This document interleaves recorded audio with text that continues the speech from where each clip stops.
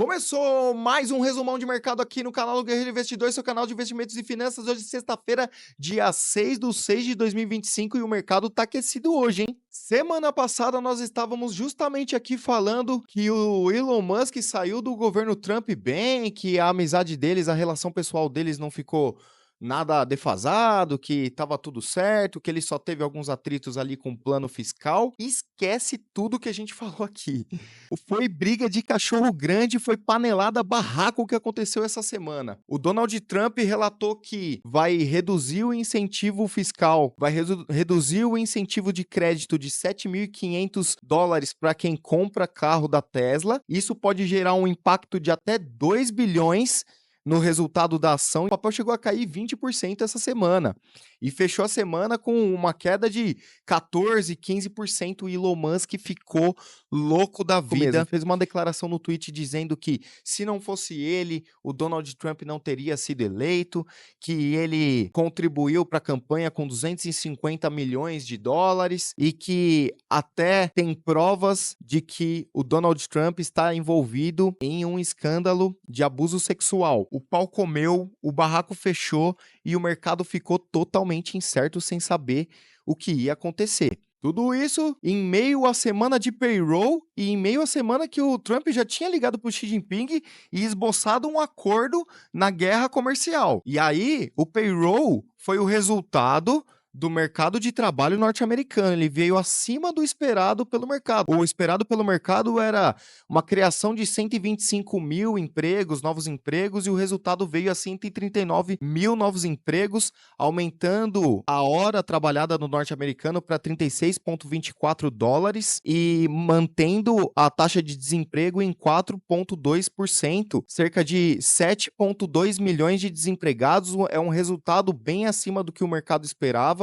E, lógico, como os norte-americanos têm mais emprego, como os norte-americanos têm uma hora trabalhada que está valendo mais, vai ter mais dinheiro circulando na economia, isso pode impactar a inflação ou gerar mais inflação, o que abre margem para o posicionamento do Fed manter a taxa de juros, efetuar a manutenção da taxa de juros, ou até aumentar a taxa de juros norte-americana. Lembrando que o aumento da taxa de juros norte-americana vai impactar o mercado global e todas as bolsas globais, inclusive a brasileira. No Brasil não seria diferente. Essa melhora no desemprego resultou em 3,9% com relação ao mesmo período do ano anterior. Isso dá um gatilho também para que haja um aumento na taxa de juros brasileira. É mais um gatilho, já que o mercado já tinha aumentado a expectativa para 0,25 na próxima reunião do Fed. Vamos ver o que vai acontecer. Então aqui a gente vive um mercado de incerteza política, com as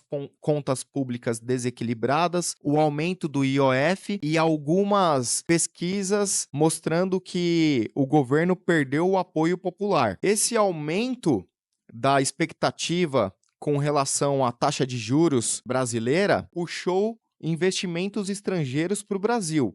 Então, a Bolsa Brasileira teve a maior entrada de investimentos estrangeiros desde 2019, fechando em 21,5 bilhões aplicados aqui no mês de maio. Isso também impactou o dólar, que se manteve numa queda aí, se manteve no patamar de 5,57. A incerteza brasileira e a expectativa do mercado agora que mudou, que era de corte de taxa de juros, agora é de aumento da taxa de juros para 0,25, e em conjunto com isso, a manutenção e o aumento da taxa de juros pelo Fed faz com que a taxa brasileira tenha que realmente aumentar. Tudo isso atraiu o investidor estrangeiro, que fez um recorde de investimento aqui no Brasil e trouxe dólares para o Brasil na casa de 21 bilhões, fazendo com que o dólar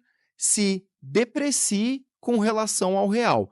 Isso é positivo para a inflação, que pode ter uma regressão, pode ter uma retração porque o dólar aumentou.